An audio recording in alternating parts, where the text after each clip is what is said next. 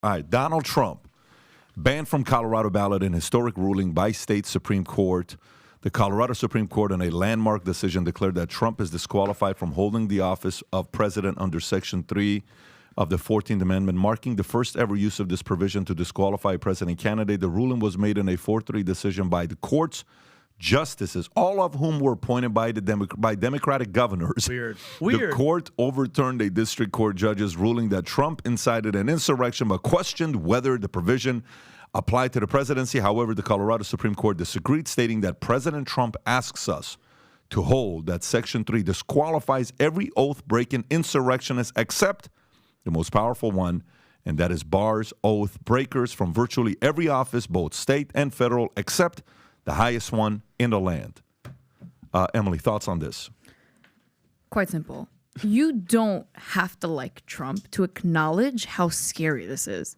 I don't like your opinion, so I'm going to do everything in my power to censor you. Yeah. Do you see the slippery? It's the slipperiest slope possible. It's like now, because you don't like what this guy has to say, this guy meaning our former president, potentially could be our future president. So we're just going to start, manipulating laws and amendments and try to find a way to keep him out of power, even though if he's so bad for the country, don't worry, because people won't vote for him. So it's like, whether he wins or loses, let it be fair. Don't let him lose because you guys cheated within our own country. It's scary. It's Trump today. It's going to be someone else tomorrow. And then there's no line between who we're censoring and who we're preventing from potentially being our president. It's horrific. And I think too, it's like, and I know a lot of people are upset. Yesterday when I saw this, I was tripping out. I texted everybody, and they should be. But you know what?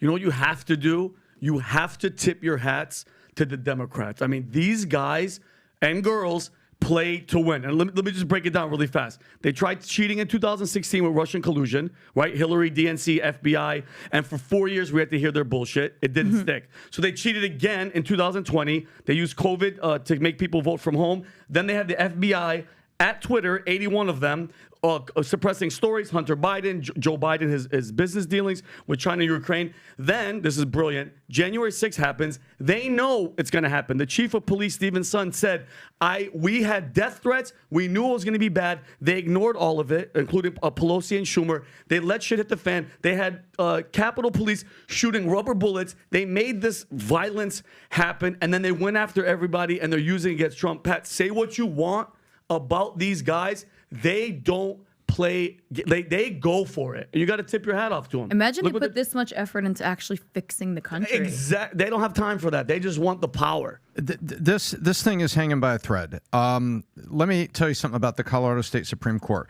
Colorado State Supreme Court is one of the liberal and politicized state Supreme Courts in the nation. And yet they were only able to squeak out a 4-3 decision. This is not 6-2. Excuse me, that's 9. So this is on 6-1. This is not 6-1. This is not 5-2. This is 4-3. They were barely able to get themselves to the edge to do this. Number one. Number two, that doesn't cover them, but they have alignment with the Ninth Circus. The Ninth Circuit is known as the Ninth Circus. It is the most overturned appellate court in the United States. It's based in California, but it covers the entire West Coast and not Colorado. But there's alignment between them. The key player in all this is the United States Solicitor General, who is going to hear this in short order and determine whether the Supremes take it up.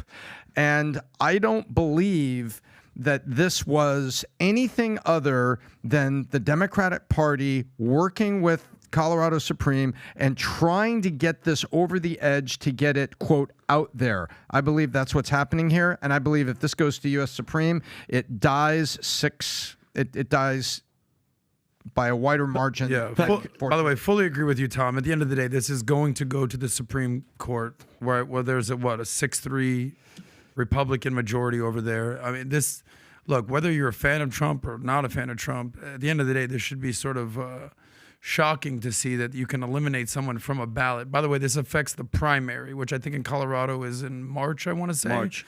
So at that point, March 5th, I want to say. So at that point, they're already going to have Iowa. They're going to have New Hampshire. They're going to have, I think, a ton of states vote March 5th. But look, I'm not happy to see this. You know, I'm not the biggest fan of Trump, but I do believe that he should be at least qualified to run for election. and not a fan of what's going on here. And all my Democratic friends out there, whether you hate Trump, want to see Trump, he hasn't been found guilty of anything yet in the federal court. This is called cheating. So yeah, this is called actively cheating. Now, like Democrats are like, how? Wow, I don't understand what's going. This is why when Republicans say this is election interference, it's like kind of sees that way. Yeah, I love this. Can I ask you a question? Yeah. I know I have a friend. I don't know if you know this or not. I have a friend named Patrick Bet-David. He wrote a book called Choose Your Enemies Wisely. I just almost finished reading it. Yeah, pretty good book. I want to ask you a question. Do you think that Trump chose his enemies wisely in the sense of, Patrick, the DOJ, FBI, when he came out and said, I'm going to drain the swamp and whatever, do you think that was a wise choice, meaning he just had to do it to wake everybody up, or because it's backfiring right now? What do you think? I think this is fantastic because there's certain enemies you don't make it this obvious that you're willing to get this dirty to do it. And Democrats are saying we're willing to do anything and everything to prevent this guy from running. It shows insecurity. It shows fears. It shows lack of confidence. It shows gamesmanship. It shows so many different things. You don't have to be a fan of this guy to, you can hate Trump and say, dude, this is a little bit weird. By the way, to know this isn't the first time, this has happened. In 1860, when Lincoln was running, he was running against the Democrat. And guess what happened in 1860? 10 states Lincoln wasn't on the ballot on. 10 states who were pro-slavery states. They were afraid of what Lincoln was going to do. The Democrats in 1860 were like, oh, shit. If this guy wins, go ahead and open this and read this up. Open it up. If you can just zoom in a little bit, Rob. 1860 U.S. election, on Tuesday, in a four-way contest, Republican ticket, Abraham Lincoln and Hannibal Hamlin, absent from the ballot in 10 slave states. 10 slave states. So I can't win a state, slave state, blue state, slave state. You know what I'm saying? Slave state. Won a national popular. And then next thing you know, they end up destroying the entire thing, becoming president. Look what the score ends up being. 303 to what? 152. Wow. Can you go a little bit to the right, Rob? 303 members of the electoral, 152, 82% they end up winning. They are so scared of something like this happening. They are fearing the results of what could potentially end up taking place here. So you think he chose him? So you think he chose wisely? I don't know what they're doing. From the standpoint of when you're trying to beat somebody, when you're willing to cheat to beat them, you're showing the public your cards too much. But it's like they're not embarrassed of. They're not hiding it from anybody. Yeah, but this is, in no playbook is this a good strategy. Exactly. I want to see this at the Supreme Court because this decision will corner Kagan and Sotomayor because they are very big on voting rights and liberal broad access to vote. They are huge on it. And it will force those two women to, if you want to, they may say, well, I'll vote no because it's going to pass 6-3 anyway because of, Comey Bryant and everybody else that's there, and the Supreme Court, John Roberts is going to carry it. I want to see how they vote on it because Kagan in particular is very concerned. She always has been about retaliatory justice.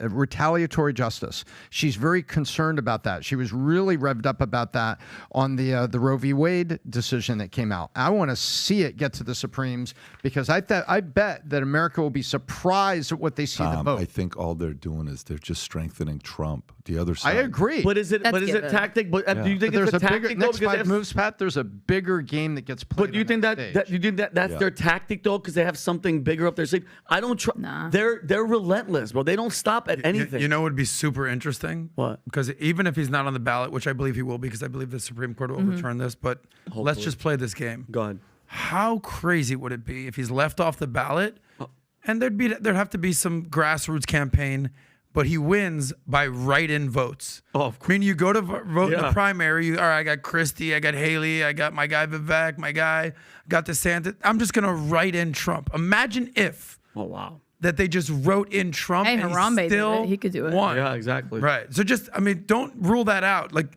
it's not like he doesn't have name recognition in Colorado. Yeah, we're entering into the absurd. A long Right. time ago, there was a movie where, was it Richard Pryor? He ran as the candidate and he named himself none of the above. That's so funny, Tom. Rob, great. can you pull up that clip? Vivek said this yesterday. By the way, this thing went viral, and that's a bad picture of him.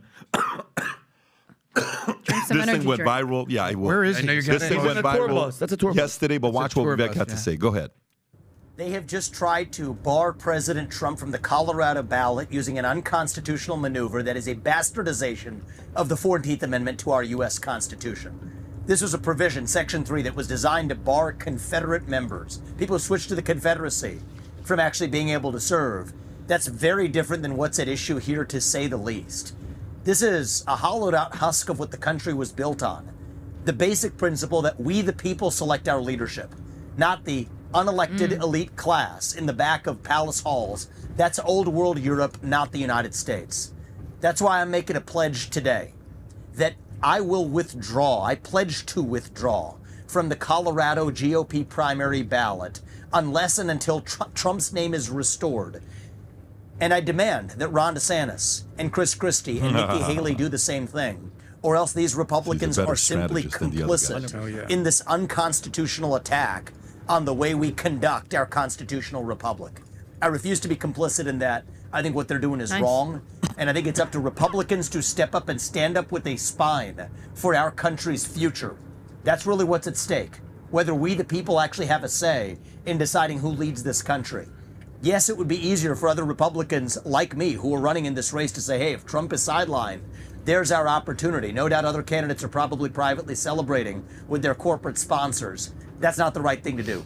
I think the most useful thing that every GOP candidate can do right now is to join me in Straight that up calling pledge. out everybody, I'll say that I will everybody. withdraw from that Colorado From a $2 million GOP primary RV. ballot until Trump's name is restored. No, seriously, that's a $2 This million belongs RV. to the people, not to the unelected What's the Democratic company behind cabal it? of judges the company? in PR? Colorado or any Behind- other These are state. billionaires. No, I'm so- saying And the I company demand bought that PR, Ron I DeSantis guess. and Nikki Haley Take a and note. Chris Christie Yeah. do the same thing, or else they're complicit in what this security state is trying to do to shut down Trump. He's so right, though. I stand He by is. that, and I expect He's him a to He's do like, the if right I thing. win, whatever. He's like, if I win, I'm going to do it fair and square, not because the Democrats are cheating by trying to sideline Trump. And I honestly think it's commendable. He's such a You know, if I was on the other side, I'd be very, very concerned listening to the next Attorney General of the United States talking like that. You think he could be? I would, if I was Trump and I was elected, and I don't think he really would want a vice president role, I would make him AG and I would just say, don't even come to my desk. I just want to see on the news every night. I just want to see perp walks. I want to see perp walks top to bottom. I want you to be my AG. I want you to be the AG from hell. They would fear the hell out of this guy. my Yeah, no doubt. I don't think that Vivek is gonna want the VP job, but I do think he'd make a hell of I an want the attorney VP general. job. I think he'd make it a hell of a chief of staff. He's I a think constitutional national scholar. security advisor. You can put him at the secretary of the treasury. You can put him secretary of state. Any job he wants. Like, I don't think he's doing this to cozy up to Trump. I actually firmly believes that he believes that. We've spent enough time Yeah. with Vivek Yeah. to know what he stands for. He's an alpha. What are the chances Be that a Chris nasty Christie, Secretary of State. Yeah, Tom, come on, people are talking, buddy. What are the chances that ding ding?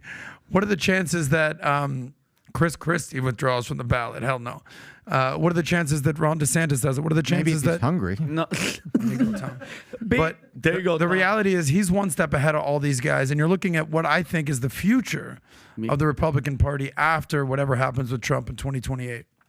Just to bring it back to the other side, I want to broaden this for a minute. People need to start condemning when wrong is wrong, and this goes just beyond election fraud. Like, today it's the Republicans being wronged, tomorrow it's the Democrats. And I always say this about, like, the Holocaust, like the fact that people are like, oh, whatever about it. Like, no, it was the Jews then. So even if you hate Jews, you should care because it could have been Muslims or Christians. I mean, look at the Uyghurs being killed and a genocide in China that nobody's talking about. Like, one day it's this person, the next day it's that. Wrong is wrong, common denominator. So any normal, rational person, which we lack today, should fear that, but they don't, and that's a problem. So if you like this clip and you want to watch another one, click right here. And if you want to watch the entire podcast, click right here.